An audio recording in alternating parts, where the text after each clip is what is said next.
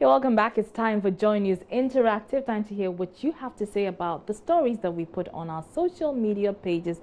And to do this with me is the lovely, lovely Aisha Ibrahim, looking extra lovely today. Oh my goodness. I love your African print. Thank you so beautiful. much. And I love your Woodin Araba. Don't forget it's also Woodin I'm wearing. So of course, so we're together in this. And also about, it's being all about Shatta Wale today. Araba, you're lucky. We're bringing him on Prime. Hey, I can't. Shatta Wale is too much for me. Is it? Yes. Are you a fan of Shatta Wale? Oh, well, I wouldn't say I'm not a fan, but I wouldn't say Okay, I'm so you are in the gray area. I don't understand him. I don't understand him. He's There are times no, the thing is that sometimes he's making a lot of sense, then, you know, turns the junction and you don't know what he's saying. So it's difficult to really grasp what he's saying. Okay, Yeah. so you know how to join the conversations on facebook.com/joynews on TV. On Twitter, it's our Joy News on TV.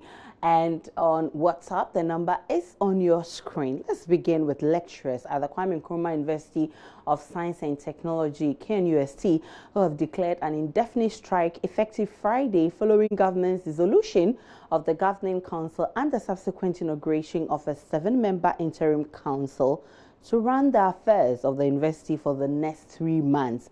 And the lecturers are also planning a demonstration on Monday over the matter. What do you make of the turn of events? The students went too far. They shouldn't have gone that far to destroy the campus, cars, and then also the doors and all those things. But concerning whether the teachers should go on strike or not, I don't think that they should go on that strike. I prefer that they would rather sit down with the student body and then also government and then the governing council, and then whatever problem they have, they can actually discuss with them. The teachers have to look at the student side. When they go on strike, it is going to affect the students, so they should hold on the strike so that they talk to the management. If everything goes on well, then they can continue with the teaching so that the students will enjoy their study. The government is more mature than the student, so he shouldn't look at what they have done. So he should combat what he shouldn't look at what they have done, but he should look at the effect that will go against the students so that they can work on it and the teachers will come back and teach. The teachers should find a better way to dialogue with the government. I think going on strike is going to affect the student because the students have a lot to cover. I mean, talking about in the syllabus. I mean, I feel that this is some of the reason why students don't perform very well because they're not finishing the syllabus and they're not finishing what they're supposed to do before the exams. So I feel that they should come back and have a better way to dialogue with the government. I don't think the demonstration is upright, yet to me. Why? Because this is something they need to understand each other. As I say, 2 wrongs can never make a right. And this is an institution. As a result, it's going to affect either your sister or my brother or my whatever. So to me, I think the teachers should consult the government. Whatever it is, they should sit down and talk about it.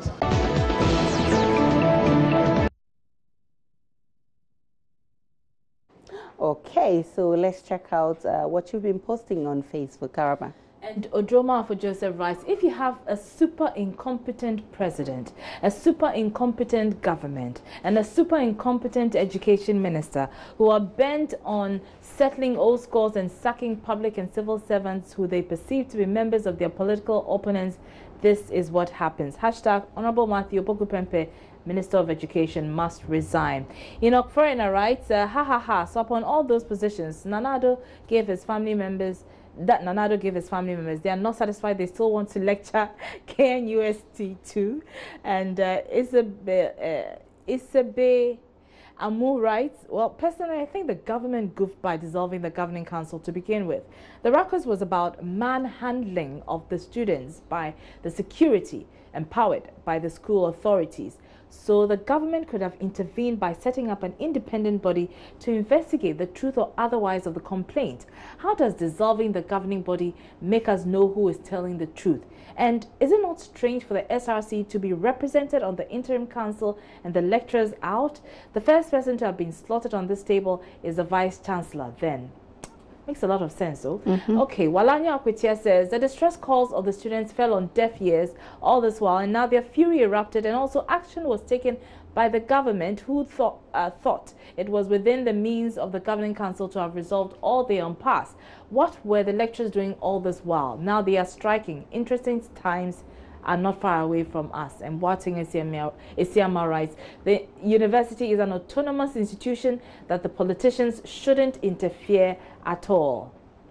Okay, let me check some comments on WhatsApp. And this one, the attention of the students has been drawn to a boycott of lectures by lecturers. Okay, you are reminded that attendance at lectures is compulsory. Okay, so he's announcing. Okay, so this one says, I'm really happy about the decision of the lectures. How can a council be formed without the Vice Chancellor? How can SRC president be placed above the Vice Chancellor? And we have this one. You didn't add your name. He says, we seem to have the notion that youth of this country have no understanding of what is happening. Wake up, Ghana. And Sir Obama from Pokwase says, I find the reasons ascribed by UTAG for their strike action to be very arbitrary, whimsical, and capricious. It's a slur on their reputation. Therefore, they should rescind their decision with alacrity. And that's coming from Sir Obama. This one says, please join us. Where do GES do their research about basic education? Okay, so he's talking about something else. Okay, let's get more from you. This one is coming from, you didn't add your name. It says, please, I'm one of the beneficiaries of YEA. He's talking about something else. This one says, government has wrongly handled the whole issue. Araba, I'm Abraham from Senegal. Nanado, shine your eyes well. And this one says government should stop interfering into the education system. And this is coming from Richmond. This one is from Rabi from Tamale. He says, strike, not a good approach. They should go back to the drawing board and correct their mistakes. Dialogue is the way out. And let me take this one. He is talking about Shatta Wale. And this one says, the SEC should be made to pay for the cost of damages because SRC instigated the riot. And this one says, I support the lecturers fully. Let's now move on to our other issues. And on Relationship Friday today, we're talking about family members and their role in every relationship or marriage. Sometimes it's a blessing to come into contact with your partner's family. Other times it's like hell. You wish it never happened. But what can you do? You're already in it. So tell me, what would you do if your partner was in a physical fight with your family member? Yeah, I would have to know the reason why the fight broke out, and then I would also like to know the who caused the fight actually, and then I'll use that to make any decision. Maybe it was my partner who started the fight. I think divorcing her would be too extreme, so I will try and sort things out with my partner and the family.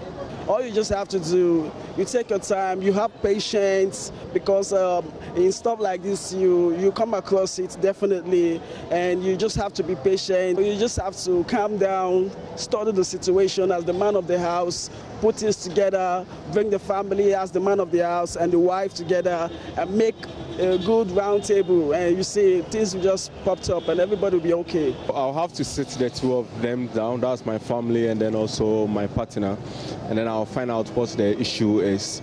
I don't think this is the time I have to side with any of them. As much as possible, I have to be objective in my discussion with them and make sure that we come to an amicable solution to the problem.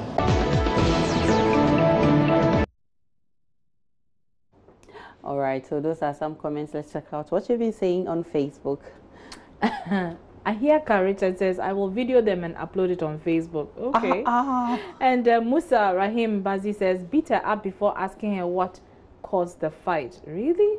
Osikeni Bra Kwame says, I will investigate the matter, find the cause, and find a permanent solution to the fight so that they can live in harmony. Awarimunsem, and yet easy. Hashtag OBK. Fatah Ghana writes, I will separate them, take my partner inside and advise them very well, and then go to my family member to apologize on behalf of my partner, because my partner is my family and I'm their family too. Okay, Eduku Dani Jr. writes, first of all, what led to the fight? Who's at fault? Is it the first time or it's been consistent? All these will inform my decision and actions. Okay. Lovelace Lizzie Eliplim says, I will leave both to fight, but I'll make sure my family member beat him so he'll be afraid of my family. Oh, Lovelace. And in Tikuma, God's Gift Ghana says, give them to Pope Skinny and husband slapping Wale and... Oh, no. Let's be courteous in our comments, ladies and gentlemen. Malcolm X says, we'll be in a spiritual fight with the family members. Case closed. And Kwesi Abeka says, I will first of all sit both parties down before a council of elders to resolve the issue.